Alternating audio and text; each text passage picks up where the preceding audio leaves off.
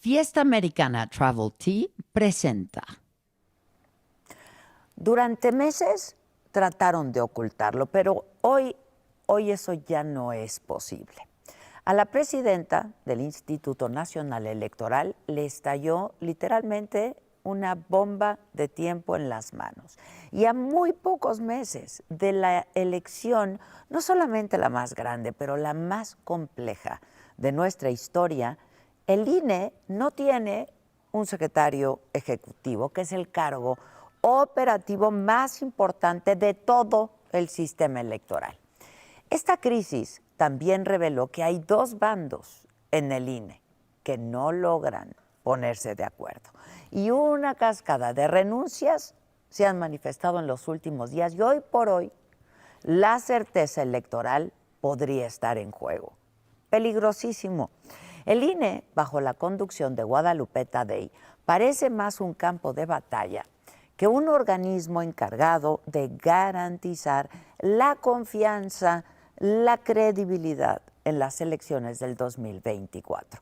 Esta división interna detonó una crisis de proporciones de veras alarmantes. Por un lado está el bloque de Guadalupe Tadei y sus consejeros afines, que son Jorge Montaño y Rita Bel López, Norma Irene de la Cruz también. Mientras que por otra parte están Carla Humphrey, Claudia Zavala, Daniel Rabel, Jaime Rivera, Arturo Castillo y Martín Faz. Y por último, Uquiba Espadas, quien ha hecho pues una especie de bisagra entre uno y otro bloque, que es quizá el más neutral de los 11 consejeros, de los 11 miembros del Consejo General.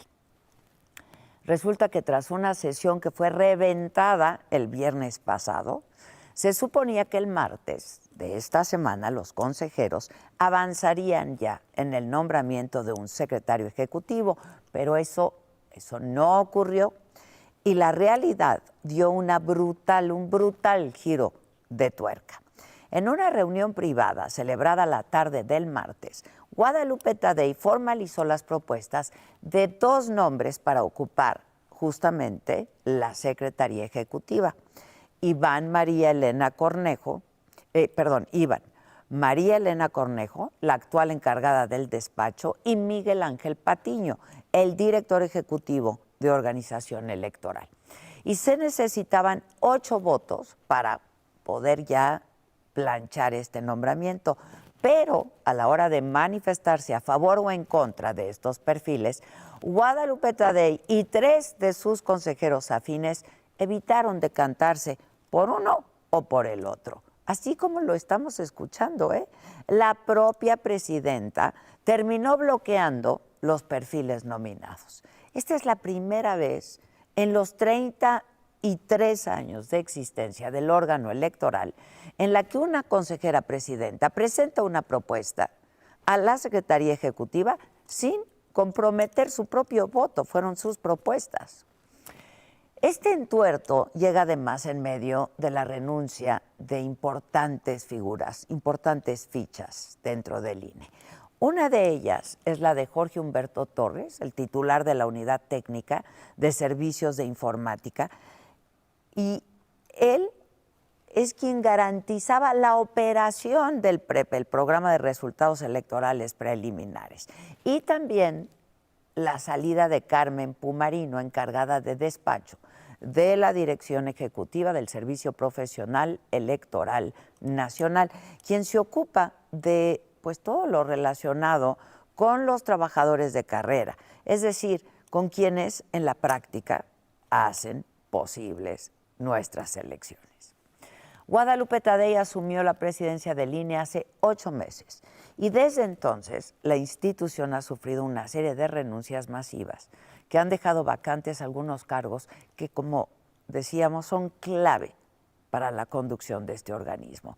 Es decir, que el árbitro electoral hoy por hoy no tiene un titular en la unidad técnica de fiscalización o en la unidad técnica de lo contencioso electoral, ni tampoco en la Dirección Ejecutiva de Administración. El INE, esta institución que costó décadas de lucha por la democratización, hoy vive su crisis interna más grande en la historia.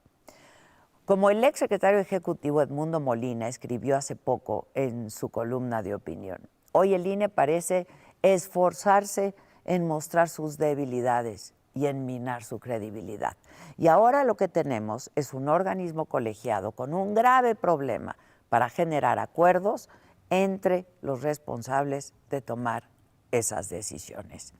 No falto a la verdad si digo que esto es una bandera roja, una pésima noticia para una democracia tan valiente como la nuestra. Este conflicto interno en el INE no solo afecta a la imagen de la institución, sino que pone en riesgo la organización y la legitimidad de las próximas elecciones. Es muy preocupante que en lugar de centrarse en garantizar elecciones limpias, confiables, transparentes, los consejeros estén más ocupados en luchas de poder y en ponerse el pie.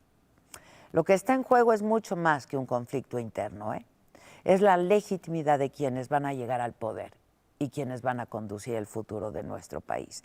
Lo que sigue ahora es esperar hasta el 15 de enero para que la consejera presidenta, Guadalupe Tadei, presente nuevas propuestas para ocupar el cargo de la Secretaría Ejecutiva, que, repito, es quien lleva el timón de las condiciones operativas de la elección más grande e importante que se va a ver en este país. Es urgente que se resuelva este conflicto y que se llenen las vacantes en las direcciones estratégicas del INE.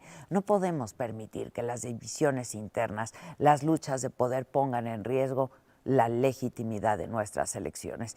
El INE debe demostrar que está a la altura de su responsabilidad y garantizar un proceso electoral transparente y justo, porque esa es la democracia que nosotros merecemos y por la que generaciones enteras han luchado. A la democracia no debemos regatearle nada, absolutamente nada. Yo soy Adela Micha.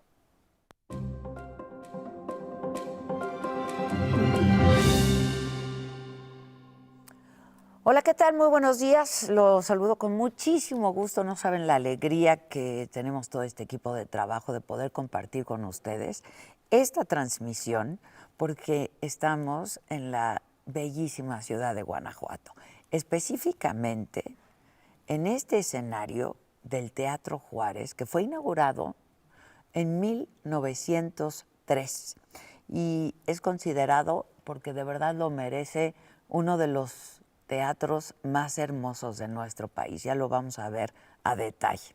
Pero ¿de qué estaremos hablando desde aquí el día de hoy, jueves 21 de diciembre?